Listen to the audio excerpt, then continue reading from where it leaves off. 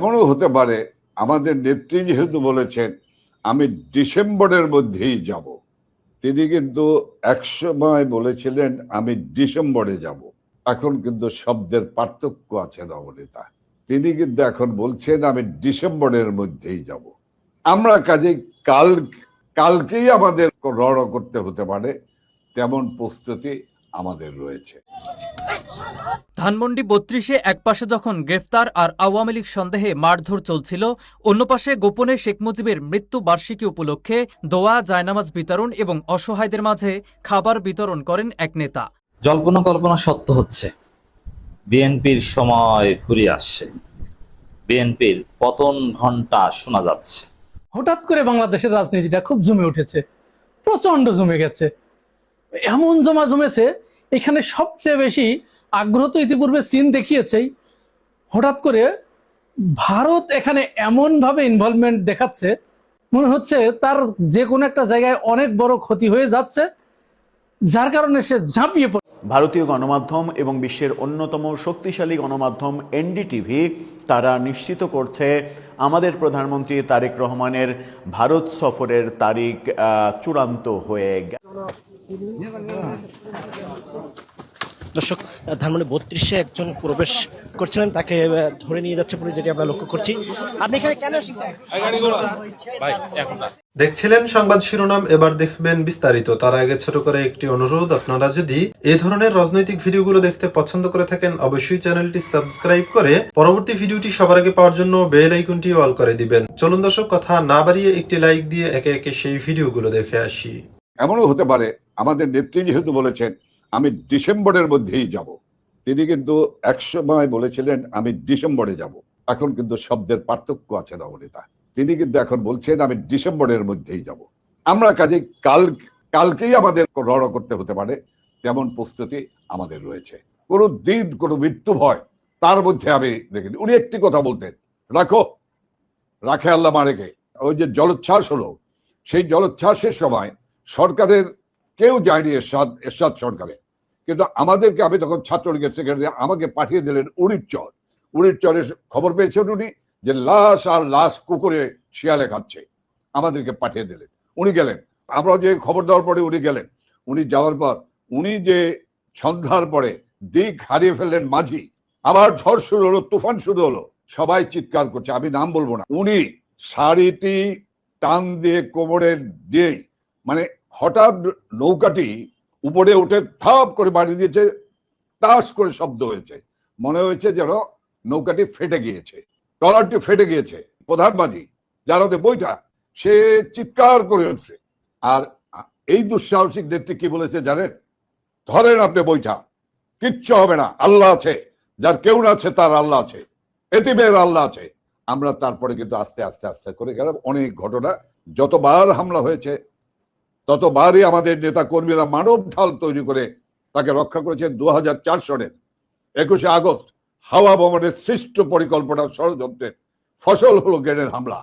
সেই সময়ও আমাদের নেত্রী শেখ হাসিনা রক্ষা পেয়েছেন, আমাদের নেতারা তাকে ঘিরে মানব ঢাল তৈরি করেছিলেন।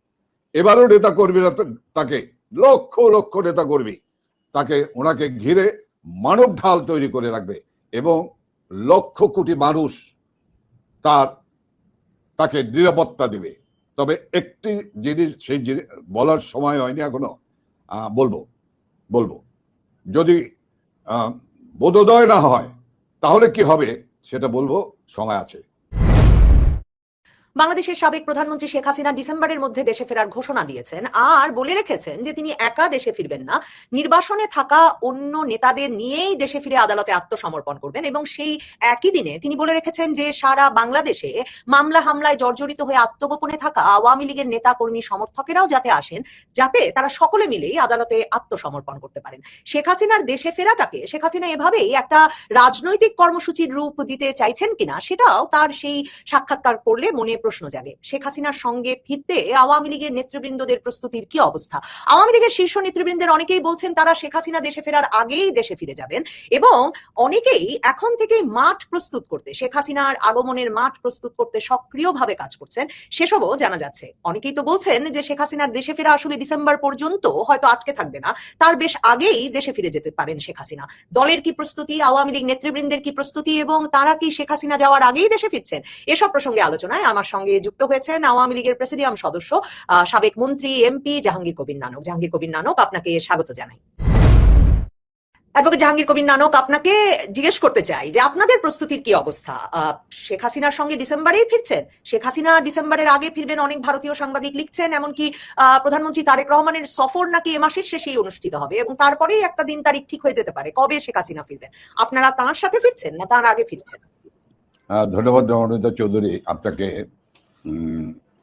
প্রথমে আমি এই শোকাবহ আগস্ট মাসে জাতির পিতা সর্বকালের সর্বশ্রেষ্ঠ বাঙালি বঙ্গবন্ধু শেখ মুজিবুর রহমান এবং 15 আগস্টে নিহত সকল শহীদদের প্রতি আমি আমার গভীর শ্রদ্ধা জানাচ্ছি।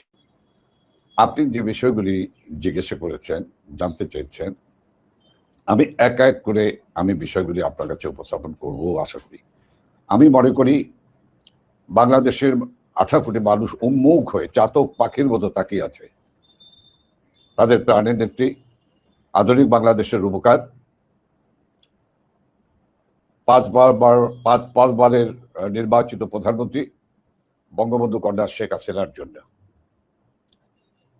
এবং আমরা এই মাস, আপনি জানেন আগস্ট মাস শোকের মাস। এই শোকের মাসে আমাদের সারা মাসব্যাপী কর্মসূচি রয়েছে। এই কর্মসূচিটি হলো শোককে শক্তিতে পরিণত করে, ঐক্যবদ্ধ শক্তিতে পরিণত করে আমাদের প্রস্তুতি গ্রহণ। মাননীয় নেত্রী প্রধানমন্ত্রী শেখ হাসিনা বাংলাদেশের 18 কোটি মানুষের আশা আকাঙ্ক্ষা পূরণের জন্য তিনি বাংলাদেশে ফিরে যাবার সময় ঘোষণা করেছেন। ডিসেম্বরের মধ্যেই তিনি যাবেন। দেখুন নবনীতা চৌধুরী, বঙ্গবন্ধুর রক্ত যার ধমনীতে প্রবাহিত, যে রক্ত কোনোদিন পরাভব মানে না, সেই রক্তের উত্তরাধিকার কিন্তু শেখ হাসিনা। এবং তার দীর্ঘ রাজনৈতিক জীবনের বিশ্লেষণ করলে দেখা যাবে কোনোদিন উনি হার মানেননি, উনি আত্মসমর্পণ করেননি, সে যত বড় শক্তি হোক না কেন। সে কারণেই তাকে ক্ষমতার বাইরে ছিটকে যেতে হয়েছে। নেত্রী শেখ হাসিনা ডিসেম্বরের মধ্যেই দেশে ফিরবেন। আমরা দলগতভাবে আমরা আমাদের সার্বিক প্রস্তুতি গ্রহণ করছি। সেই প্রস্তুতি কোনো ভাববার কারণ নাই, এ শব্দটিকে ভিন্ন অর্থে ব্যবহার করার কোনো সুযোগ নেই। এই প্রস্তুতি হলো 1981 সনে আমাদের নেত্রী বঙ্গবন্ধু কন্যা শেখ হাসিনা যেমন দেশে ফিরে গিয়েছিলেন, আমরা শান্তিপূর্ণভাবেই, আমরা রাজনৈতিকভাবেই জনগণকে সাথে নিয়ে তাকে সম্বর্ধিত করেছিলাম, সাদরে গ্রহণ করেছিল বাংলাদেশের মানুষ। 2007 সনে আবার ইয়াজউদ্দিন ফখরুদ্দিনের সময় আরেকটি প্রত্যাবর্তন বঙ্গবন্ধু কন্যা শেখ হাসিনার হয়েছিল। তখনও কিন্তু আমরা গণতান্ত্রিক পন্থায় শান্তিপূর্ণভাবে আমাদের নেত্রী, প্রধানমন্ত্রী, আমাদের প্রিয় পার্টি আওয়ামী লীগের সভাপতি শেখ হাসিনাকে কিন্তু বাংলাদেশের মানুষ সাদর সম্ভাষণ জানিয়ে সমস্ত রক্তচক্ষু বহুকোটিকে উপেক্ষা করে সেদিন বিমানবন্দর থেকে তাকে সুধা সদর পর্যন্ত পৌঁছে দিয়েছিল, সম্বর্ধিত করেছিল। কাজে আজকে আমরা বলতে চাই যে আমরা তেমনিভাবে ব্যাপক জনগোষ্ঠী, আমাদের বিশাল কর্মী বাহিনী, আমাদের কর্মী বাহিনী সম্পর্কে, আমাদের কমিটি সম্পর্কে আসলে অনেকের কোনো ধারণা নেই। আমাদের আওয়ামী লীগ সহ সহযোগী সংগঠনে কেন্দ্র থেকে শুরু করে সর্বনিম্ন পর্যায়ে, ইউনিয়ন ওয়ার্ড পর্যায়ে যে কমিটিগুলি রয়েছে, সেই কমিটিগুলির সংখ্যা অনুসারে যদি যোগফল বের করেন তাহলে দেখা যাবে যে 1,60,00,000 আমাদের কমিটিভুক্ত আমাদের প্রধানকৃত নেতা কর্মী রয়েছে। কাজে আমি খুব পরিচ্ছন্নভাবে বলতে পারি যে নেত্রী শেখ হাসিনা বাংলাদেশে ফিরে যাবেন। বাংলাদেশের মানুষ কিন্তু অধীর আগ্রহে অপেক্ষা করছে ওনাকে সাদরে গ্রহণ করার জন্য, সাদর সম্ভাষণ জানার জন্য। কারণ একাশি সনের আমি এর সঙ্গে একটু যুক্ত করি, আপনারা কবে ফিরবেন বলে ভাবছেন? আপনারা কি আগে ফিরবেন, মানে তার ফেরার আগে কোনো দল যাচ্ছেন কিনা আপনারা? আর আমরা যে শুনছিলাম আওয়ামী লীগ দল হিসেবে একদম ভেঙে চুরে পড়েছে, যদিও এর কোনো নমুনা দেখি নাই, মানে দলে দলে গিয়ে বিএনপিতে জামাতে যোগ দিচ্ছে তার কোনো উদাহরণ হয় নাই, এগুলো অনেকে ভবিষ্যৎবাণী করেছিলেন যে এমনটা হবে, কিন্তু মানে আপনাদেরকে কারো পছন্দ না, শেখ হাসিনা ছাড়া আসলে আর কাউকে, মানে আপনারা যারা শীর্ষ নেতৃবৃন্দ আছেন কাউকে নেতাকর্মীরা আর পছন্দ করছেন না, স্থানীয় তৃণমূল কর্মীরা আওয়ামী লীগের ভীষণভাবে বিক্ষুব্ধ আপনাদের মতো সাবেক এমপি মন্ত্রীদের নিয়ে, এসব শুনছিলাম আমরা। এবং আরেক দল তো বহু বছর ধরে বলে আসছেন যে শেখ হাসিনা সবার উপরে থাকলে, নেতৃত্বে থাকলে আওয়ামী লীগের আর কোনো আশা নাই। কিন্তু আপনারা মানে দলের ওপর এই আস্থা বিশ্বাস এবং এই 1,60,00,000 বললেন, মানে এই বিরাট কর্মী বাহিনীকে আপনারা সংগঠিত করে ফেললেন কি করে এত মামলা হামলার মধ্যে? দেখেন, এটি আওয়ামী লীগ, এর নামই হলো আওয়ামী লীগ। আওয়ামী লীগ যখন সংকট সমস্যায় পড়ে, প্রতিকূলতায় পড়ে, তখন আওয়ামী লীগের সর্বস্তরের নেতাকর্মী এক অবিশ্বাস্য ঐক্যবদ্ধ হয়ে যায়। আপনি যে কথা বলেছেন ওই কথাগুলি আমি আবার আমার মুখে আনতে চাই না। এই বিষয়গুলি আপনার আমার চেয়েও কম জানা নাই, যে কি কি কথাগুলো এসেছিল, কি কি কথাগুলো আনা হয়েছিল। সব কিছুকে কিন্তু ম্লান করে দিয়ে, ছুঁড়ে ফেলে দিয়ে, এটিকে গল্প, এটিকে প্রলাপ, আমি পাগলের প্রলাপ বলবো না, প্রলাপই বলবো, যে এগুলি প্রলাপে পরিণত হয়েছে। কাজে আজকে বাংলাদেশের যে চেহারা, এই দলটি নিষিদ্ধ করেছে, আপনি জানেন এই দলটির কার্যক্রম নিষিদ্ধ করেছে। এই দলটিকে general field marshal Ayub Khan নিষিদ্ধ করেছিল 58 সালে। এই দলটিকে 71-এর 25শে মার্চ রাতে যখন বঙ্গবন্ধু চূড়ান্ত ঘোষণা দিয়েছিলেন, তারপরে 71-এর 26শে মার্চ কিন্তু জেনারেল ইয়া খানও নিষিদ্ধ করেছিল।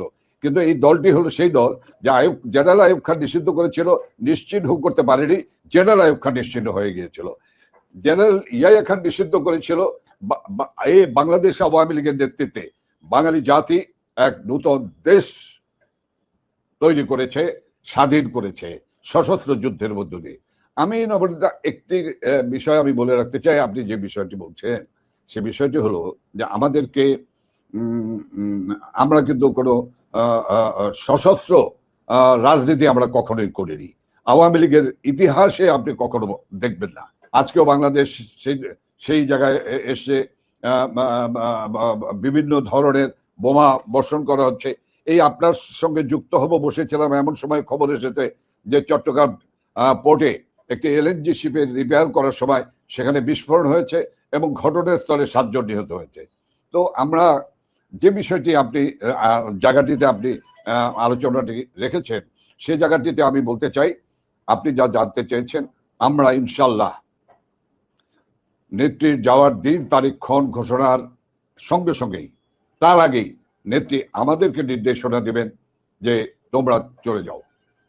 এবং আপনাকে আমি বলে রাখি, বিভিন্ন দেশে দেশে যে যে ছড়িয়ে ছিটিয়ে রয়েছে, সবাই কিন্তু তৈরি হয়ে আছে দেশের দিকে রওনা হওয়ার জন্য। আমাদের সঙ্গে যোগাযোগ করছে, আমাদেরকেও পছন্দ করুক বা নাই করুক, এটি হলো বাস্তবতা যে আমরা মাননীয় নেত্রী নির্দেশনায় আমরা 5ই আগস্টের পর থেকে দলটিকে পুনর্জাগরণের চেষ্টা করেছি। এবং বিশ্বাস করুন, যে নেতা কর্মীরা, আমি তো মন্ত্রী ছিলাম 2 বার, আমি বিশ্বাস করি যে নেতা কর্মীরা আমাদের দরজায় আসেনি কোনোদিন, আমাদের সাক্ষাৎ পায়নি, কথা বলতে আমার কোনো দ্বিধা নেই, সেই নেতা কর্মীরা কিন্তু ঝাঁপিয়ে পড়েছে। আপনাকে একটি কথা বলে রাখি, আপনার সময় কম, কিন্তু তারপরও বলে রাখি, এই যে আমার নির্বাচনী এলাকা ঢাকা 13 মোহাম্মদপুরে মিছিল হলো, নূতন কমিটি হলো, শপথ নিল, মশাল মিছিল করলো, তারপরে মিছিল হলো, তারপরে মিছিল হলো, তারপরে শোক র্যালি হলো, এবং সেখানে গ্রেপ্তার হলো। গ্রেপ্তার হবার পর আমি চেষ্টা করি যেখানে যে গ্রেপ্তার হোক তার পরিবারের সঙ্গে যোগাযোগ করার জন্য এবং মামলা পরিচালনার জন্য। আপনি বিশ্বাস করেন, আমি যখন রাত 2-3টার সময় তাদের পরিবার, বাবা বা স্বামী বা স্ত্রী বা তাদের সঙ্গে বা মা, তাদের সঙ্গে যোগাযোগ করছিলাম, তারা বলছিলেন যে ভাই, কেউ বলেছে ভাই, কেউ বলেছে মন্ত্রী সাহেব, আপনি এত রাত পর্যন্ত কেন কথা বলছেন আমাদের সঙ্গে, আপনি কেন টেনশন করছেন? আমরা আছি, আমাদের ছেলে রাজনীতি করে, মিছিল করেছে অন্যায়ের বিরুদ্ধে, অবিচারের বিরুদ্ধে, কাজে গ্রেপ্তার হয়েছে, আমরা তো কোনো কষ্ট পাইনি, আপনি কোনো টেনশন করবেন না। তো তো নবনীতা, আমি আসলে বলতে চাই যে আমাদের পরিবারগুলো, আমাদের নেতা কর্মীদের পরিবারগুলো এখন একেবারে খুব বলিষ্ঠ হয়ে গিয়েছে। তারা এখন আর কষ্ট ক্লেশ মনে করে না। কাজে আমি তাদেরকে সালাম জানাই, আমার অভিনন্দন জানাবার ভাষা নাই, তাদের কৃতজ্ঞতা জানাবার ভাষা নেই আমার। আর আমরা ইনশাল্লাহ, আপনাকে আমি বলেছি, আমরা নেত্রীর, আমাদের প্রিয় নেত্রীর দেশে যাবার আগে আমরা আমাদেরকে নির্দেশনা দিবেন, সেই নির্দেশনা অনুসারে আমরা একেবারে প্রস্তুত হয়ে আছি। আপনি শুনে থাকবেন যে আমরা কিন্তু প্রস্তুতিটি এমন রাখছি যে এমনও হতে পারে আমাদের নেত্রী যেহেতু বলেছেন আমি ডিসেম্বরের মধ্যেই যাব, তিনি কিন্তু একসময় বলেছিলেন আমি ডিসেম্বরে যাব। এখন কিন্তু শব্দের পার্থক্য আছে নবনীতা, তিনি কিন্তু এখন বলছেন আমি ডিসেম্বরের মধ্যেই যাব। আমরা কাজেই কালকেই আমাদের রওনা করতে হতে পারে, তেমন প্রস্তুতি আমাদের রয়েছে। আমরা প্রস্তুতি নিয়ে রাখছি, আমরা সারা বাংলাদেশকে আমরা প্রস্তুতি নিয়ে রাখছি। আমি আশা করি 12ই ফেব্রুয়ারির তথাকথিত সান্ধ্যকালীন নির্বাচনের মাধ্যমে যারা ক্ষমতায় এসেছেন তাদের ব্যর্থতার ফিরিস্তি আমি টানতে চাই না, আপনি পরে প্রশ্ন করলে আমি উত্তর দেব। কিন্তু আমার মনে হয় তাদের বোধোদয় হবে যে বাংলাদেশ আওয়ামী লীগ একটি প্রাচীনতম ঐতিহ্যবাহী রাজনৈতিক দল। এই দলটির নেতৃত্বে অনেক কিছু হয়েছে, বাংলাদেশের স্বাধীনতা হয়েছে। এই দলের কার্যক্রমের উপর নিষিদ্ধ আইন, এটি জুলুম, এটি অত্যাচার, এটি ফ্যাসিস্ট আচরণ, এটি অগণতান্ত্রিক আচরণ, স্বৈরাচারী আচরণ। কাজে এই আওয়ামী লীগের উপর থেকে এই বিধিনিষেধ প্রত্যাহার করা হোক। যে জয় বাংলা ধরে দিয়ে আজকে যিনি প্রধানমন্ত্রী আছেন, তার বাবা জয় বাংলা স্লোগান দিয়েছেন, তার পিতাও জয় বাংলা স্লোগান দিয়েছেন, সেই জয় বাংলা স্লোগানকে নিষিদ্ধ করেছেন। সেই জয় বাংলা স্লোগানের উপর থেকে বিধিনিষেধ প্রত্যাহার করা উচিত। কারণ জয় বাংলা স্লোগানকে নিষিদ্ধ করা মানে ওই 71-এর ঘাতক জামাত, শিবির, এনসিপি এবং জঙ্গিদেরকে সমর্থন করা। বাংলাদেশ আওয়ামী লীগকে নিষিদ্ধ করা মানে হলো ওই 71-এর ঘাতক জামাত, শিবির, এনসিপি এবং জঙ্গিদের পক্ষ অবলম্বন করা। সিদ্ধান্ত নিতে হবে ওনাকে, উনি কোন পক্ষ নেবেন, উনি কোন পক্ষে থাকবেন। জাহাঙ্গীর কবির নানক, এই কথাটা তো, এবং মানে নানা ঘটনা প্রবাহ এত দ্রুত ঘটছে, শেখ হাসিনা দেশে ফেরার ঘোষণা দেওয়ার পর বিশেষ করে গত কয়েক সপ্তাহে যে একরকমের ভূরাজনৈতিক ভাবে যে নানা রকম তৎপরতা চলছে পরিষ্কার হয়ে উঠছে। ভারতের বিভিন্ন সাংবাদিকদের বিশ্লেষণ, ভারতের সংবাদ মাধ্যমের আলাপ, নানা সূত্রে যেসব খবর পাওয়া যাচ্ছে তাতে সার্জিও গোরের ঢাকা সফর, তারপর ভারতের গোয়েন্দা প্রধানের ঢাকা সফর, এমনকি এই যে দীনেশ ত্রিবেদী বাংলাদেশে নিযুক্ত ভারতের রাষ্ট্রদূত, তিনি অবশেষে 2 মাস পরে তারেক রহমানের সাক্ষাৎ পেলেন আমাদের প্রধানমন্ত্রী। তারপর প্রধানমন্ত্রী তারেক রহমানের সাক্ষাৎ পাওয়ার পরই তিনি গিয়ে ভারতের প্রধানমন্ত্রী নরেন্দ্র মোদীর সঙ্গে একেবারে একান্ত বৈঠক করলেন। এবং তারপর থেকে ভারতের সংবাদ মাধ্যমগুলো কিন্তু লিখতে শুরু করেছে যে বাংলাদেশের প্রধানমন্ত্রী তারেক রহমান এই মাসের শেষে দিল্লি সফরে যাবেন, এবং অনেক সংবাদ মাধ্যম লিখতে শুরু করেছে যে এর পরপরই শেখ হাসিনার দেশে ফেরার ব্যবস্থা হচ্ছে এবং ভারত সরকার শেখ হাসিনার পূর্ণ নিরাপত্তায় দেশে ফেরার জন্য নানা রকম চাপ প্রয়োগ করছে বাংলাদেশ সরকারের উপর। মার্কিন যুক্তরাষ্ট্র সেই বিষয়টিকে সমর্থন করছে। এসব মিলিয়েই কি আপনারা একরকমের বুঝতে পারছেন যে দেশে ফেরার জন্য একটা অনুকূল পরিস্থিতি সৃষ্টি হবে? তারেক রহমানকে শেষ পর্যন্ত আওয়ামী লীগের কার্যক্রমে নিষেধাজ্ঞা তুলে নিতে হবে, মানে আপনারা যে দেশে আছেন সে দেশের দিক থেকে অনেক রকম তৎপরতা টের পাচ্ছেন আপনারা? না দেখেন, সেটি আমরা যে দেশে আছি সে দেশের আভ্যন্তরীণ রাজনীতি বা ফরেন পলিসি ব্যাপার, আমি সেই ব্যাপারের এই স্পর্শকাতর বিষয়ে আমি কথা বলবো না। আমি শুধু বলবো যে আওয়ামী লীগ, আমাদের প্রাণপ্রিয় নেত্রী শেখ হাসিনা, আপনি হিসেবটি মিলিয়ে নেন, দেখবেন এইসব তৎপরতা এই কিছুদিনের মধ্যে তো একটা ব্যাপক তৎপরতা হলো। তার বহু আগে কিন্তু আমাদের প্রাণের নেত্রী শেখ হাসিনা ঘোষণা দিয়েছেন যে আমি বাংলাদেশে যাবই, বাংলাদেশের মানুষের কাছে আমি যাব, বাংলাদেশের মানুষ ভালো নেই, তাদের কষ্ট আমি আর নিতে পারছি না, আমি ফিরে যাব। কাজে এই দুটি বিষয় হলো, একটি হলো আমাদের দলীয় ব্যাপার, আমাদের নেত্রীর সিদ্ধান্ত, আরেকটি হলো আমরা যেখানে আছি তাদের ফরেন পলিসি বা তাদের কূটনৈতিক কার্যক্রম, এগুলি হলো তাদের বিষয়। আমরা সে বিষয়ে আমরা কথা বলবো না, স্পর্শকাতর বিষয়ে আমরা কথা বলতে চাই না, বলা ঠিক হবে না। তো নবনীতা, আমি বলবো যে এই দলটি জনগণের শক্তিতে বলিয়ান হয়, জনগণের উপর আস্থা রেখেই কিন্তু আমাদের নেত্রী শেখ হাসিনা দেশবাসীকে, বিশ্ববাসীকে বলেছেন যে আমি ডিসেম্বরের মধ্যেই দেশে যাব। আপনি জানেন যে দিল্লিতে যে সাংবাদিক সম্মেলন হলো ফরেন করেসপন্ডেন্স ক্লাবের, কি হয়েছে এটি নিয়ে, কত নোংরামি করেছে ক্ষমতাসীনরা এবং সাম্প্রদায়িক অশুভ শক্তি। কিন্তু সর্বশেষ বর্তমান সরকারের পররাষ্ট্রমন্ত্রীও খুব ন্যাক্কারজনক একটি স্টেটমেন্ট দিয়েছে। তো কিন্তু তারপরেও তো আমাদের নেত্রী শেখ হাসিনা, নির্ভীক নেত্রী শেখ হাসিনা, তিনি কিন্তু সেই প্রেস কনফারেন্স করেছেন। এবং দেখেন, this is the first time যে তার সন্তান সজীব জয় 5ই আগস্টের পর this is the first time যে এক মঞ্চে এক জায়গায় একত্রিত হয়ে কথা বলেছেন, মেসেজ দিয়েছেন দেশবাসীকে। তো আমি বলবো যে আসলে ক্ষমতাসীনদের কে বুঝতে হবে এই ভারত জুজু এ দেখে বহু রাজনীতি হয়েছে বাংলাদেশে। আমরা দেখেছি এটি খুনি মোশতাক, ডালিম, শাহরিয়ার নূররা যখন ক্ষমতায় এসেছে তখনও ভারত বিরোধী জিকির করেছে। তারপরে জিয়াউর রহমান যখন ক্ষমতায় এসেছে জিকির করেছে, আবার পদলেহন করেছে, আবার তারপরে জেনারেল এরশাদ ক্ষমতায় এসেছে, ক্ষমতা দখল করেছে, ভারত বিরোধী কথা বলেছে। এটি একটি কেমন জানেন, সরি আমি এক্সকিউজ চেয়ে দিচ্ছি, শিপন শাড়িটি কলকাতা থেকে কেনা, কিন্তু ভারতের বিরুদ্ধে আপনি বলছেন। ভারত যখন ভিসা ছেড়ে দেয় তখন 3 মাইল বেবি লম্বা লাইন হয়ে যায়। লক্ষ লক্ষ মানুষ এখন ভারতে আসতে চায়। ওদের কাছে আসলে হিসেব নিকাশ চাই যে এখানে বাংলাদেশের কত ছাত্র লেখাপড়া করে, কি স্কুল, কি কলেজ, কি বিশ্ববিদ্যালয়, কি অন্যান্য কারিকুলামে, এদের ধারণাই নেই।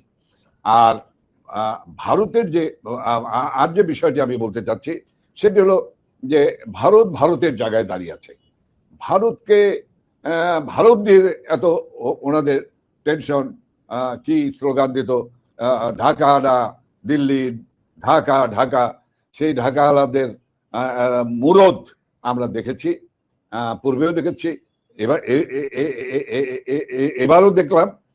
কাজেই এগুলো একটা সস্তা স্টান্টবাজি, যেগুলোর কোনো ভিত্তি নেই, মিথ্যার উপরে মিথ্যার মেশাতে করা।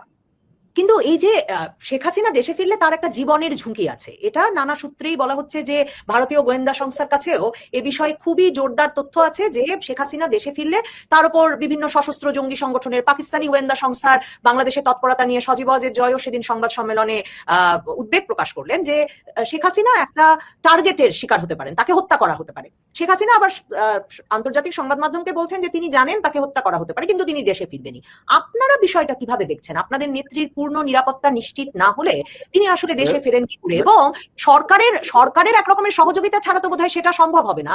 আপনি তো দীর্ঘ সময় শেখ হাসিনার সঙ্গেও থাকলেন, আপনাকে আমি ওই প্রশ্নটাও করতে চাই যে 81-তে উনি যখন ফিরলেন তখন কিন্তু জিয়াউর রহমান সরকার তাকে নিরাপত্তা দেবেন এই নিয়ে ইন্দিরা গান্ধীর সঙ্গে প্রেসিডেন্ট জিয়ার একটা কথা হয়েছিল, সেগুলো নানা রকমের ঐতিহাসিক ভাষ্যে পাওয়া যায়। 1/11 সরকারের সময় যখন শেখ হাসিনা ফিরলেন, তিনি ফেরা মাত্র তাকে গুলি করে মারা হবে এমন ছিল কিনা? সরকার নিশ্চয়ই নিরাপত্তার দায়িত্ব নিয়েছিল। এ দফায় উনি গেলে তো নিরাপত্তারও একটা ঝুঁকি আছে। আপনারা সেটা কিভাবে দেখছেন?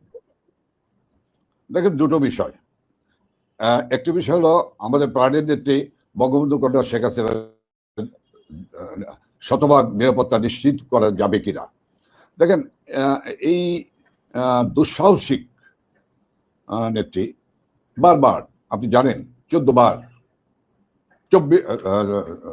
19 বার যাকে হত্যার চেষ্টা করা হয়েছিল কোটালীপাড়ার 60 কেজি বোমা থেকে শুরু করে চট্টগ্রামে, এবং সর্বশেষ বিএনপি জামাত ক্ষমতাসীন যখন, তখন 21 আগস্ট 2004 সনে যে আর্জেন্স গ্রেনেড রণাঙ্গনে ব্যবহার হয়, সেই পাকিস্তানি আর্জেন্স গ্রেনেড ব্যবহার করে আমাদের নেত্রীর মৃত্যুকে নিশ্চিত করতে চেয়েছিল। দেখেন, এই মানুষটি নামাজি পরহেজগার মানুষ, পরোপকারী মানুষ, মানব সেবার মানুষ। এই মানুষটি তো বাবা নাই, মা নাই, এই মানুষটির সঙ্গে দেশের মানুষ আছে, আর স্বয়ং সৃষ্টিকর্তা আল্লাহ তাআলা রাব্বুল আলামিন এবং পীর দরবেশ অলি আল্লাহর দোয়া রয়েছে তার প্রতি। নতুবা নবনেতা 21শে আগস্ট গ্রেনেড হামলার দিনের দৃশ্য আমার চোখের সামনে ভাসছে। আমি সে নিয়ে যদি বলতে যাই, সে লম্বা সময়ের স্টোরি হবে, আমি সেদিকে যাব না।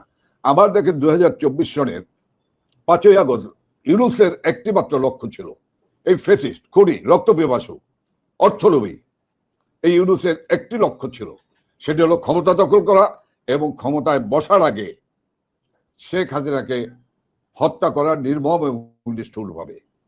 তিনি প্রাণে রক্ষা পেয়েছেন।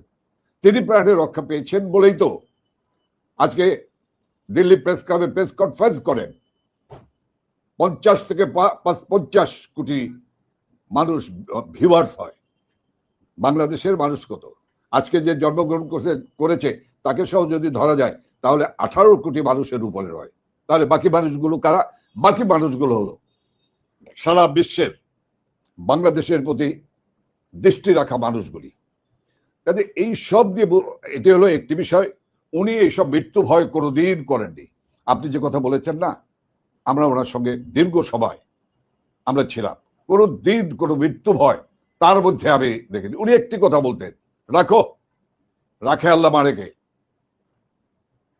এমনকি আপনাকে আজকের এই জায়গায় বলে রাখছি, এমনকি দেখেন ওই যে জলোচ্ছ্বাস হলো, সেই জলোচ্ছ্বাসের সময় সরকারের কেউ যায়নি, এরশাদ সরকারে, কিন্তু আমাদেরকে, আমি তখন ছাত্রলীগের সেক্রেটারি, আমাকে পাঠিয়ে দিলেন উড়িরচরের খবর পেয়েছেন উনি যে লাশ আর লাশ কুকুরে শিয়ালে খাচ্ছে, আমাদেরকে পাঠিয়ে দিলেন। উনি গেলেন, উনি আমরা যে খবর দেওয়ার পরে উনি গেলেন। উনি যাওয়ার পর উনি যে সন্ধ্যার পরে দিক হারিয়ে ফেললেন মাঝি, আবার ঝড় শুরু হলো, তুফান শুরু হলো, সবাই চিৎকার করছে। আমি নাম বলবো না, আমি বললাম না যে আমার একটা স্টোরি বলতে অনেক সময় লাগবে। উনি শাড়িটি টান দিয়ে কোমরে দিয়ে, মানে হঠাৎ নৌকাটি উপরে উঠে থাপ করে বাড়ি দিয়েছে, টাস করে শব্দ হয়েছে, মনে হয়েছে যেন নৌকাটি ফেটে গিয়েছে, ট্রলারটি ফেটে গিয়েছে। উনি দাঁড়িয়ে, মাঝি প্রধান মাঝি জানাতে বইটা, সে চিৎকার করে উঠছে। আর এই দুঃসাহসিক নেত্রী কি বলেছে জানেন? ধরেন আপনি বইটা, কিচ্ছু হবে না, আল্লাহ আছে, যার কেউ না আছে তার আল্লাহ আছে, এতিমের আল্লাহ আছে।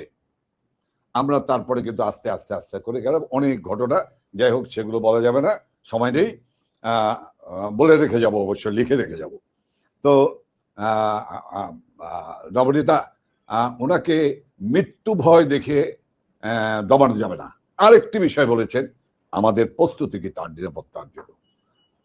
আমাদের প্রস্তুতি বলতে আমাদের নেতাকর্মীদের প্রস্তুতি নয়। সারা যতবার হামলা হয়েছে ততবারই আমাদের নেতা কর্মীরা মানব ঢাল তৈরি করে তাকে রক্ষা করেছেন। 2004 সনের 21শে আগস্ট হাওয়া ভবনের সৃষ্ট পরিকল্পনা ষড়যন্ত্রের ফসল হলো গ্রেনেড হামলা। সেই সময়ও আমাদের নেত্রী শেখ হাসিনা রক্ষা পেয়েছেন, আমাদের নেতারা তাকে ঘিরে মানব ঢাল তৈরি করেছিলেন। এবারও নেতা কর্মীরা তাকে, লক্ষ লক্ষ নেতা কর্মী ওনাকে ঘিরে মানব ঢাল তৈরি করে রাখবে এবং লক্ষ কোটি মানুষ তাকে নিরাপত্তা দিবে। তবে একটি জিনিস, সেই জিনিস বলার সময় হয়নি এখনো, বলবো যদি বোধোদয় না হয় তাহলে কি হবে সেটা বলবো, সময় আছে। অসংখ্য ধন্যবাদ অ্যাডভোকেট জাহাঙ্গীর কবির নানক। ধন্যবাদ দর্শক যারা এতক্ষণ সঙ্গে ছিলেন।